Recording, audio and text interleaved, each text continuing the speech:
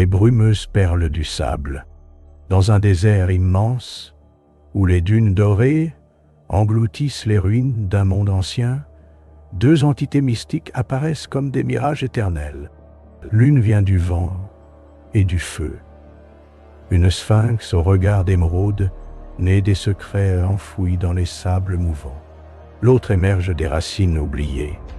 Une garde arbre, un vieux chêne éveillé par la magie du monde ancien, arraché à sa terre pour devenir un gardien pensant. Chaque jour, à la même heure précise, il s'éveille au bord d'une oasis hors du temps.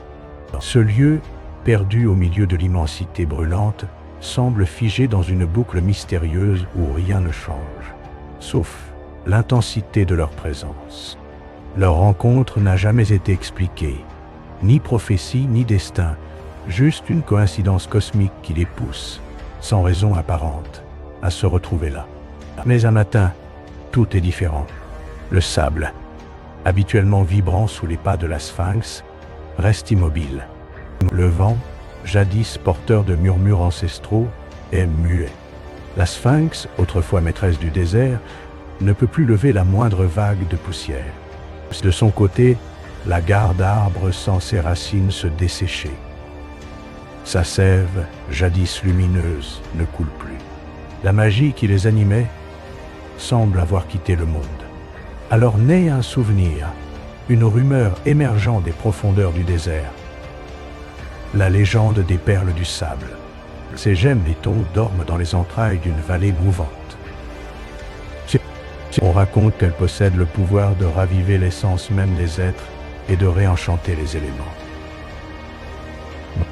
Sans mots, mais d'un commun accord, les deux entités s'engagent dans une quête ancienne.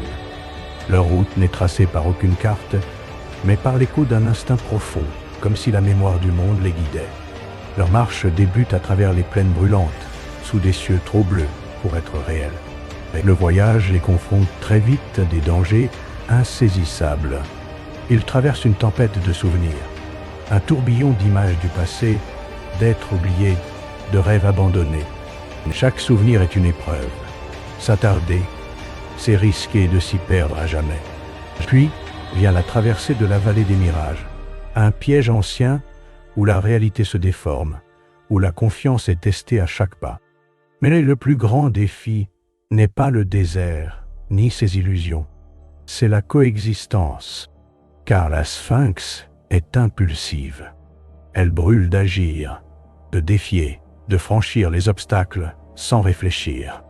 La garde arbre, lui, incarne la patience.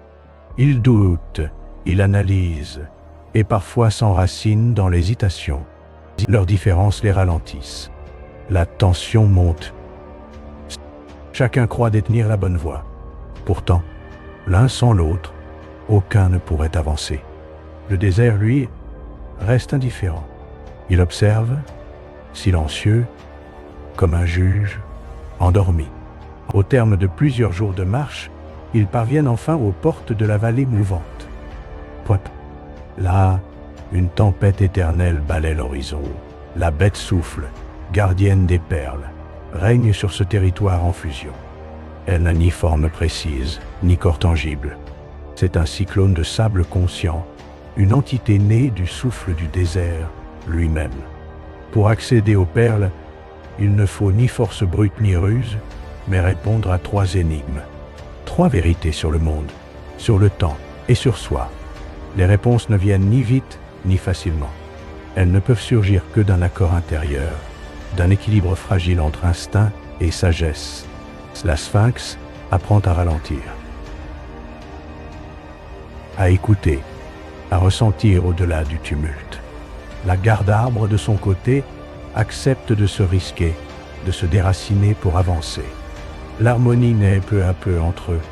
La dernière énigme, la plus dure, exige d'eux un renoncement, comprendre que leur force ne réside ni dans leur magie, ni dans leur savoir, mais dans l'acceptation de l'autre. Ce n'est qu'à ce moment précis que la bête souffle se dissipe, emportée par un vent plus ancien que le désert lui-même. Dans une grotte creusée sous les sables noirs, ils découvrent les perles, sphères translucides, brillantes comme des soleils endormis, posés sur un autel d'obsidienne.